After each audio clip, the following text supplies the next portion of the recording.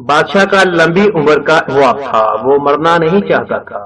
اس کے طبیبوں نے بتایا ہندوستان کی سرزمین پر چند ایسی جڑی بوٹیاں پیدا ہوتی ہیں جن میں آب حیات کی تاثیر ہے۔ آپ اگر وہ جڑی بوٹیاں منگوا لیں تو ہم آپ کو ایسی دوا بنا دیں گے جس کے کھانے کے بعد آپ جب تک چاہیں گے زندہ رہیں گے۔ بادشاہ نے 10 لوگوں کا ایک گروہ تیار کیا اور ان کو ہندوستان کے راجا کے پاس بھیج دیا۔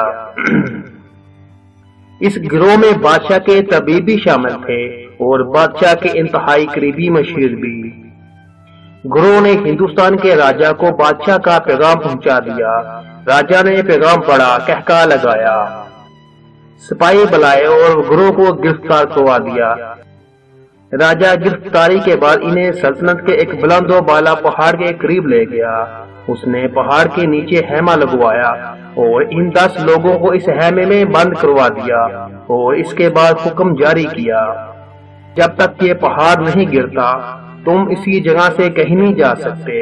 تم میں سے جس شخص نے یہاں سے نکلنے کی کوشش کی اس کی گردن کاٹ دی جائے گی۔ راجا نے اپنا فوجی دست وہاں چھوڑا اور واپس شہر آ گیا۔ گروہ کو اپنی موت صاف نظر آنے لگی۔ وہ پہاڑ کو اپنی مصیبت سمجھنے لگے۔ مشکل کی اس گھڑی میں اللہ تعالیٰ کے سوا ان کا کوئی مددگار نہیں تھا۔ وہ زمین پر سجدہ ریز ہوئے اور اللہ تعالیٰ کے حضور گڑ گڑانے لگے۔ وہ صرف کھانا کھانے، رفع حاجت یا پھر وضو کرنے کے لیے سجدے سے اٹھتے اور پھر اللہ سے مدد مانگنے کے لیے سجدے میں گر جاتے۔ اللہ تعالیٰ کو ان پر رحم آ گیا، چنانچہ ایک دن زلزلہ آیا، زمین دائیں سے بائیں ہوئی، پہاڑ جڑوں سے ہلا اور چٹانیں پتھر زمین پر گرنے لگے۔ ان 10 لوگوں اور سپاہیوں نے بھاگ کر اپنی جان بچائی۔ راجا کے سپاہی ان 10 لوگوں کو لے کر دربار میں حاضر ہو گئے۔ انہوں نے راجا کو سارا ماجرا سنایا۔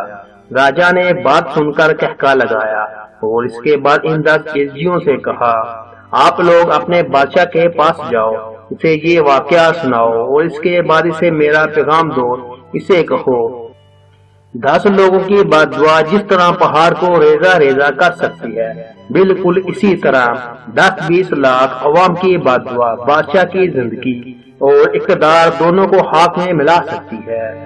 تم اگر لمبی زندگی اور طویل اقتدار چاہتے ہو تو لوگوں کی بد دعا سے بچو۔